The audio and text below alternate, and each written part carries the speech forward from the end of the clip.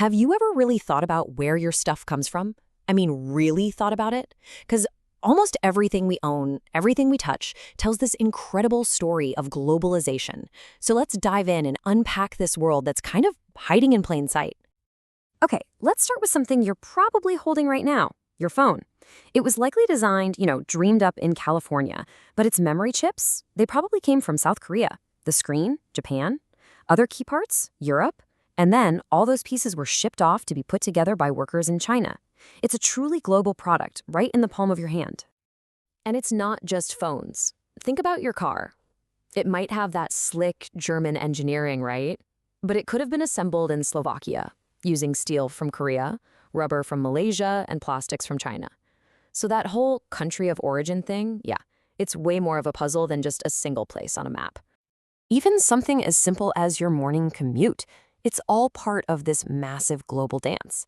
The gas in your tank, it could be from a British-Dutch company, say like Shell, but the oil itself might have been drilled off the coast of Africa by a French company, then shipped to you on a tanker owned by a Greek shipping line. It's just wild. Our daily lives are literally built on this incredible, super connected web. Okay, so how does this actually work for a business? I mean, how do they manage all this? Let's take a look at the story of a company called Truck Labs. They followed the classic globalization playbook, well, at least at first. All right, picture this. It's 2015. A Stanford MBA named Daniel Burrows has this killer idea. He calls it truck wings, these panels that make big semi-trucks way more aerodynamic and save a ton of fuel. It's a great idea, right? But here's the million-dollar question. How do you actually build it without breaking the bank?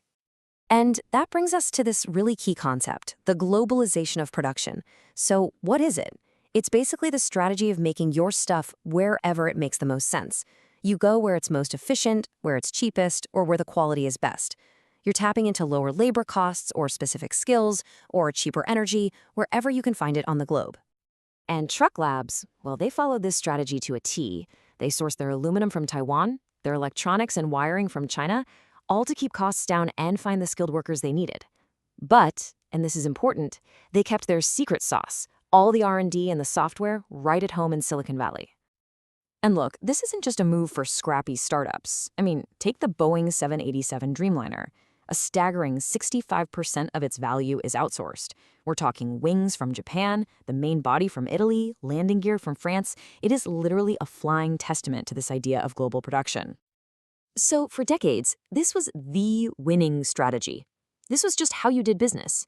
But for Truck Labs, and honestly, for countless other companies, the game was about to change. Big time. And with almost no warning. And everything changed with this one number, 25%. In 2018, the US slapped a 25% tariff on a whole bunch of goods imported from China. Now, for a small company like Truck Labs, a sudden 25% price hike on essential parts, that's not just a problem. That is a potential death sentence. They just couldn't absorb a hit like that. And just like that, their entire business calculation got flipped on its head. All the old reasons to outsource, cheap labor, low tariffs, they were suddenly replaced by these really powerful new reasons to reshore, which just means bringing production back home. I mean, avoiding that massive tariff was obviously number one, but things like rising wages in China and faster shipping times were also starting to make a huge difference. And the results? They were pretty stunning. By moving about 60% of its production back to the US, Truck Labs cut its lead time, the time from order to delivery, in half, from 8 weeks down to just 4. And that means happier customers and a much more agile business, which, let me tell you, is a huge advantage when your supply chain is stretched all the way across the globe. So the Truck Labs story is amazing because it shows that business strategy doesn't just exist in a vacuum, right? That 25% tariff wasn't some random number pulled out of a hat. No, it was a political decision that completely changed the economic landscape. And it's a perfect example of a bigger force that economists call political economy. It's this super powerful idea that a country's politics, its economy, and its legal system are all tangled up together. You just can't pull them apart. One political move can instantly rewrite the entire rulebook for the economic game, and it affects everyone. And at the core of this political economy idea are these two fundamentally different ways of organizing a country. You've got your market economy, which is all about private ownership and that classic dance of supply and demand. Then you have a command economy, where the government basically owns and plans everything. And Well, the results kind of speak for themselves, don't they? One system is built to spark competition and innovation, while the other, it often really struggles with just staying dynamic. And this right here, this quote really captures the soul of a market economy. It's Adam Smith's famous invisible hand. The whole theory is that when every individual just pursues their own self-interest, the collective result often ends up benefiting everybody, almost like it's guided by some invisible force. But, navigating these different political economies, it's not just about tariffs or some dry economic theory. It can get a lot murkier. It forces companies to ask some really tough questions, like this one. What do you do when you're trying to do business in a country where, let's just say, corruption is a normal part of the process? Because the reality is, the unwritten rules are wildly different all over the world.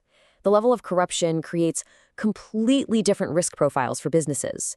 I mean, a company setting up shop in New Zealand is going to face a very, very different set of challenges and ethical dilemmas than one trying to operate in Russia or Somalia.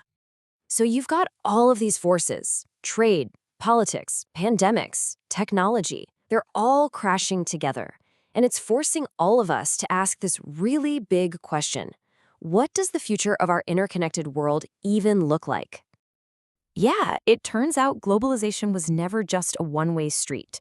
I mean, for decades after World War II, the trend was pretty clear. More integration, lower trade barriers. But then you look at more recent events, Brexit, the US-China trade war, and of course the massive shock of the COVID pandemic, and you see this powerful counter-trend bubbling up, a move towards more nationalism and, well, things breaking apart a little. So after all that, what are the big takeaways here? First, international business is this constant balancing act between amazing opportunity and some pretty serious risk. Second, we saw how a single political decision can just completely upend a company's entire economic strategy overnight. We also learned that these incredibly complex supply chains that bring us pretty much everything, yeah, they're also incredibly fragile. And finally, in today's world, the brand, the company of origin, is often way more important than the country of origin. Which, of course, leaves us with the big, big question for the next decade. Are we watching the great unraveling of this globalized world we've spent the last 75 years building? Or are we just in the middle of a really messy, kind of painful process of it evolving into something totally new? Honestly, the answer isn't clear at all. But for businesses, and really for all of us, the stakes just could not be higher.